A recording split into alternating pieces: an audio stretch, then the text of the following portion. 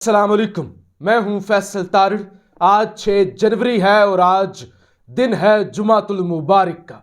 इस वीडियो के अंदर हमने बात करनी है, शहबाज शरीफ ने हाथ खड़े कर दिए हैं। सारा बोझ अब army chief general Asim Munir के कंधों पर आ गया है। रूसी हुकूमत पाकिस्तान पहुंच रही है और साबिक फौजी मेजर आदिल राजा के खिलाफ घेरा तंग कर दिया गया है। इस समेत और भी बड़ी अहम खबरें हैं जो इस वीडियो के अंदर आपके सामने रखनी है। इंपोर्टेड माफिया ने किस तरह से सरेंडर कर दिया है, हाथ खड़े कर दिए हैं। शहबाज शरीफ सरकार बुरी तरह पिट चुकी है, नाकाम हो चुकी है, सिसकियां ले रही है, शिकस्त का एतराफ कर रही है और पूरे मुल्क का बेड़ा गर्क हो चुका है। जरा अंदाजा करें कि जब स्टेट रियासत टीवी पर आए और टीवी पर बैठकर वो 24 करोड़ से मुखातब हो और कहे कि हम आपको बिजली नहीं दे सकते, हम आपको रोटी नहीं दे सकते, हम आपको पेट्रोल डीजल नहीं दे सकते, हमारे हाथ खड़े हैं, हम कुछ भी नहीं कर सकते। तो इससे बुरी हालत किसी भी मुल्क की क्या होगी कि जब रियासत सरेंडर कर दे, वो कह दे कि हमारे बस की बात नहीं है, हमारे हाथ खड़े हैं, यानी हमारे हाथ खाली हैं, हम कुछ भी नहीं कर सकते। और ये सारे वो बेशर्म लोग हों जो बता रहे हूं पूरी कौम को कि हम ही वो हैं जो मुल्क को अंधेरों से निकाल सकते हैं, हम ही वो हैं जो मुल्क को संवार सकते हैं, हम ही तजर्बाकार हैं जो सरकारी पैसों से टीवी पर इश्तिहारात चलाते हूं कि हमने बदला था पाकिस्तान, पहले भी आज भी हम बदलेंगे, हमने मुल्क को अंधेरों से निकाला था, अब भी हम निकालेंगे। ख्वाजा आसिफ वजीर दिफा, रियासत पाकिस्तान के वजीर दिफा, जिनके अंडर आर्मी आती है, रेंजर्स आती है, सारी फोर्सेस आती है, वो जनाब 92 पाकिस्तान का नेशनल टीवी चैनल, उस पर मोहम्मद मालिक के साथ बैठकर कहते हैं हम कुछ भी नहीं कर सकते, हमारे हाथ खड़े हैं, हमारे पास तो पैसे ही नहीं हैं, हम कुछ भी इंपोर्ट नहीं कर सकते, ब्लैकआउट हो जाएगा, पूरे मुल्क में बिजली बंद हो जाएगी, दुकानें बंद हो जाएंगी, बाजार बंद हो जाएंगे, कुछ भी नहीं मिलेगा। 22-24 करोड़ जो है वो लोग वो भूख से मर जाएंगे। यानी वो कहते हैं ब्लैकआउट हो जाएगा, बिजली बंद हो जाएगी, कुछ भी नहीं होगा क्योंकि हमारे पास पैसे ही नहीं है। स्टेट का वजीर दिफा आके ये कह रहा है। और कौन से स्टेट? एक एटॉमिक स्टेट, एक जोरी रियासत, एक बड़ा मुल्क, एक दुनिया का 7वां बड़ा मुल्क, उसका एटमी रियासत का वजीर दिफा टीवी पर आकर कह रहा है कि हमारे हाथ खड़े हैं, हम खाली हो चुके हैं, हम बर्बाद हो चुके हैं, हमारे हाथ में कुछ भी नहीं है। तो इससे बड़ी बेशर्मी की बात क्या हो सकती है? इससे बड़ी, मैं कहता हूं, डूब मरने का मुकाम क्या हो सकता है? इससे बड़ी जो है वो गफलत, नाअहली, बेशर्मी क्या हो सकती है कि आप जिनके पास हुकूमत है और आप तजर्बाकार हैं और आप कहते हैं हमारा क्या बनेगा। देखिए हुकूमत बंद गली में उन्होंने डाल दिया ना कि यहां पर लाके बर्बाद करके, ख्वाब दिखा के, रजीम चेंज करके अब वो कह रहे हैं कि हम क्या करें। वो करें भी क्या? यानी वो तो माला माल है, निकल जाएंगे मुल्क से।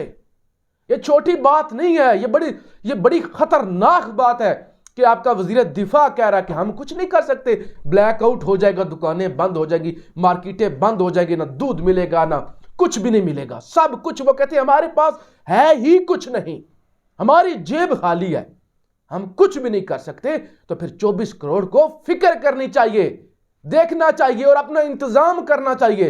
रियासत ने सरेंडर कर दिया है, रियासत ने कह दिया है कि हमारे पास कुछ भी नहीं है, अपनी फिक्र मना लो।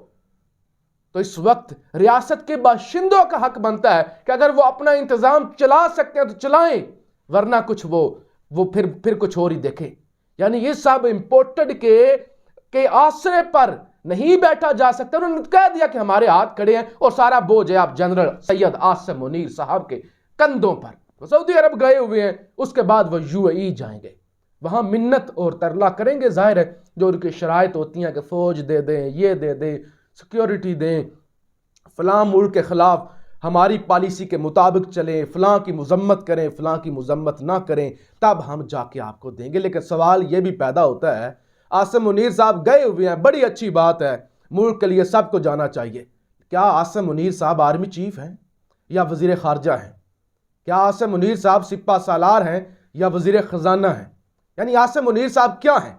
अगर तो कोई फौजी मामलात के सिलसिले में गए हुए हैं, जरूर जाना चाहिए। लेकिन क्या एक आर्मी चीफ और एक फौज का अदारा जो चीख चीख कर कह रहा हो कि हम न्यूट्रल हैं, हम एपॉलिटिकल हैं, हमारा सियासत के अंदर कोई इस कहानी के अंदर किरदार नहीं है, पहले था अब नहीं है, अब हमने सोचा है कि बहुत नुकसान उठा लिया तो हम बाहर निकल जाते, तो फिर क्या सिपा सालार 2 कौमी सलामती की मीटिंग्स के अंदर मैशर डिस्कस करता है और उसके बाद सऊदी अरब और यूएई जाता है, किसके लिए? पैसे मांगने के लिए।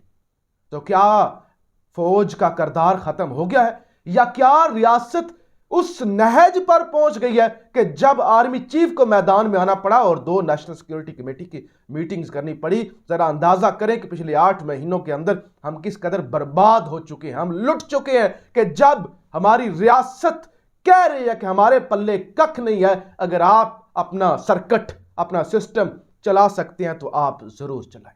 अब ऐसे में जी हाथ पांव मारे जा रहे हैं। रूस, इमरान खान का भी प्रोजेक्ट रूस था और उन्होंने बड़ा इनिशिएटिव लिया और एक रूसी वजीर को मैं सुन रहा था, रूसी वजीर ने कहा इमरान खान का हम पर एहसान है और ये इमरान खान का एहसान हम कभी नहीं उतारेंगे, कभी नहीं भूलेंगे कि जब पूरी दुनिया ने हमसे मुंह मोड़ लिया और जंग लग चुकी थी, इमरान खान ने दौरा करके हमारी इज्जत बचा ली थी, उसने दौरा कैंसिल नहीं किया था, ये इमरान खान का हम एहसान कभी नहीं भूलेंगे।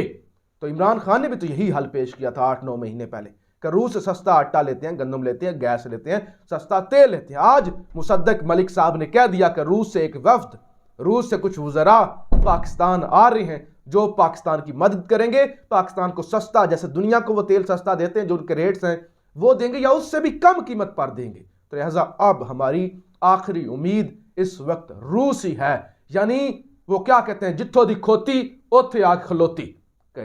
वो जहां से बात शुरू हुई थी, इन्होंने सारी तनकीदें करने के बाद अब उन्हीं तमाम पॉलिसीज पर चल रहे हैं, उन्हीं तमाम चीजों को सही मान रहे हैं जो इमरान खान आज से 8-9 महीने या 1 साल पहले कहते हुए आ रहे थे। अब जी साबका फौजी मेजर आदिल राजा पिछले 7-8 महीनों के अंदर वो बड़े उन पर मुश्किलात आई, पाकिस्तान उन्हें छोड़ना पड़ा, लाखों का, करोड़ों का, अरबों का कारोबार उन्होंने ठप किया, उनके घर पे छापे मारे गए, वो लंदन चले गए, वहाँ पे उन्होंने एक यूट्यूब चैनल बनाया, वो वीलॉग करते हैं, बड़ी बेबाक गुफ्तगू करते हैं, बहुत सारी चीज़ों से एतराज़ भी किया जा सकता है। देखें, हर किसी की अपनी ज़ुबान है, हर किसी का अपना सच है, हर किसी की अपनी कहानी है, कुछ चीज़ों से इख्तलाफ होता है, कुछ चीज़ों से इत्तफाक होता है, बहुत सारी उनकी पेशन गोइयाँ, उनकी इंफॉर्मेशन सच साबित हुई है, बहुत सारी नहीं भी होती, कोई भी हरफ आखिर नहीं होता, गैब का इल्म तो खुदा के पास ही है, इंसान अंदाजे लगाते हैं, तजज़िया पेश करते हैं, मालूमात रखते हैं। लेकिन पिछले दिनों उन्होंने कुछ इशारतन बात की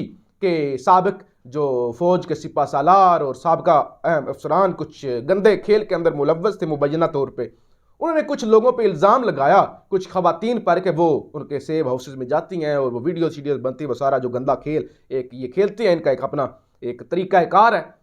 तो उन्होंने नाम नहीं लिए, उन्होंने कुछ स्पेल किया, यानी वो जो आपके पहले मेरा नाम फैसल तारड़ है तो FT आप कह दें या इस तरह से नाम लिया। अब कुछ लोगों ने खुद ही अज्यूम कर लिया कि ये मायरा खान की बात हो रही है, ये कुबरा खान की बात हो रही है, ये सजल अली की बात हो रही है, ये जनाब महविश हयात की बात हो रही है, ये किसी और की बात हो रही है। अब ट्विटर पर और फेसबुक पर हर तरफ वो तस्वीरों का कोलाज चलना शुरू हो गया और फिर उन पर बड़ी तनकीद हुई। वो फिर सामने आए, उन्होंने कहा मैंने किसी का नाम तो नहीं लिया, मैंने तो किसी का नाम नहीं लिया, मैंने तो किसी पे इल्ज़ाम नहीं लगाया, मैंने तो एक ये इससे और भी नाम बन सकते हैं, बी है तो बी से बुशरा भी बन सकता है, बी से बीनेश भी बन सकता है, बी से और बहुत सारे नाम बन सकते हैं। तो लिहाजा मैंने किसी का नाम तो नहीं लिया, मैंने तो बस कैपिटल पहला वर्ड जो है वो बताया। तो अब जनाब उनके खिलाफ बड़ी वो मुहिम चली हालांकि नहीं, उनको भी अगर उन्होंने किया है तो किसी भी खातून पे इल्ज़ाम लगाना बड़ा आसान होता है। हमारी सारी माएँ बहनें बेटियाँ हैं, कोई भी जो भी काम करती है हमारी इज़्ज़त है, इज़्ज़तें सबकी साझी होती हैं, बहनें बेटियाँ भी सबकी साझी होती हैं, सबकी इज़्ज़त है,